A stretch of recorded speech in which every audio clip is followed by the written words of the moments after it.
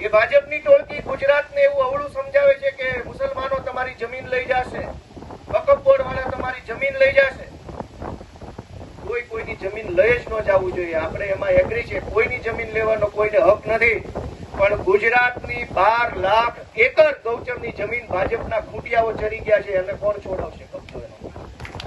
ગુજરાતની ગૌચરની ગાય માતાની 12 લાખ એકર જમીન ભાજપના ખૂંટિયાઓએ પડાવી લીધી છે. મકાનો બનાવી દીધા, ફાર્મ હાઉસ બનાવી દીધા, ફેક્ટરીઓ બની ગઈ. ગાય માતાના નામે રાજાઓએ મહારાજાઓએ જે જમીન ભારતની જનતાને, ગુજરાતની જનતાને આપી હતી એ ભાજપના ખૂંટિયાઓએ કબજે કરી લીધી.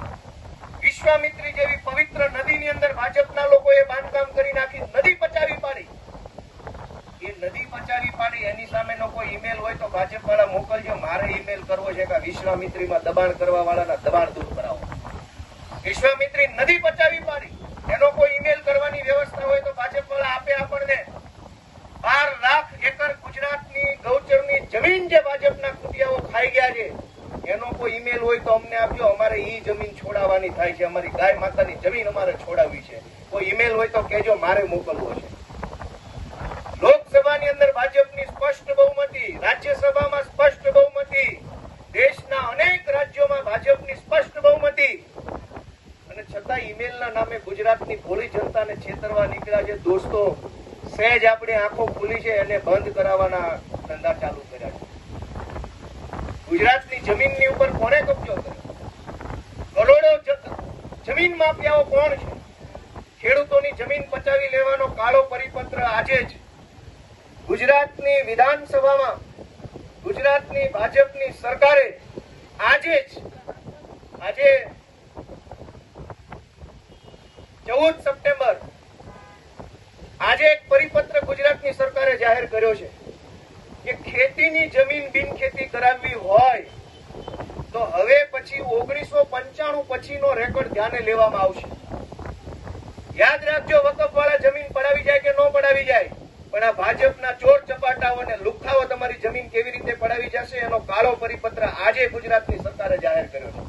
શું જાહેર કર્યું?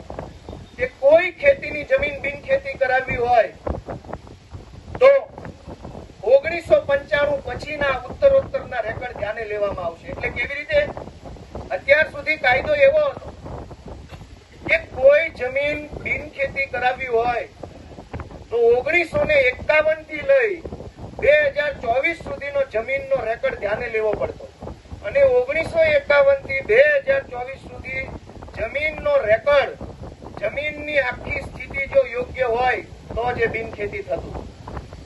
એમાં ભાજપના બિલ્ડરોને ક્યાં તકલીફ પડતી કે 1951, 52, 58, 60, 70, 68, 85, 90 સુધી તો ભાજપની સરકારો હતી નહીં. એટલે કલેક્ટરો, મામલતદારો આને સેટિંગ થયું ન હોય, એટલે જમીનના રેકોર્ડ છે એ બધા ક્લીન હતા, ચોખ્ખા હતા, એમાં છેડછાડ થઈ શકે એમ નહોતી. એટલે ઘણી એવી જમીનો બિલ્ડરોએ પચાવી પાડી છે, પણ કાયદેસર રીતે એ બિનખેતી થતી નહોતી. બિનખેતી થાય નહીં એટલે ગેરકાયદેસરનું બિલ્ડિંગ બને નહીં, બિલ્ડિંગ બને નહીં તો ભાજપના માફિયાઓ માલ કમાય નહીં. આજે ભાજપની સરકારે પરિપત્ર કર્યો કે હવે 1951 થી ધ્યાને નહીં લેવાનું, 1995 થી લેવાનું. 95 માં કોની સરકાર હતી ગુજરાતમાં?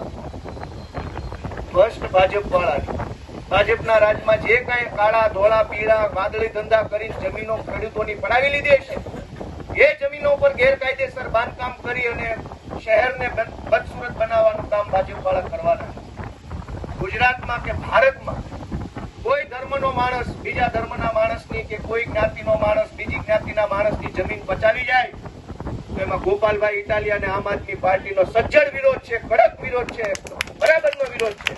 કોઈને એવો અધિકાર નથી કે બીજાની જમીન પચાવી જાય, પણ 12 લાખ હેક્ટર જમીન ગાય માતાના નામે રાજા મહારાજે આપી એ ભાજપના ખૂંટિયાઓ ખાઈ ગયા છે. એ છોડાવવા માટેનો ઈમેલ મારે જોઈએ છે.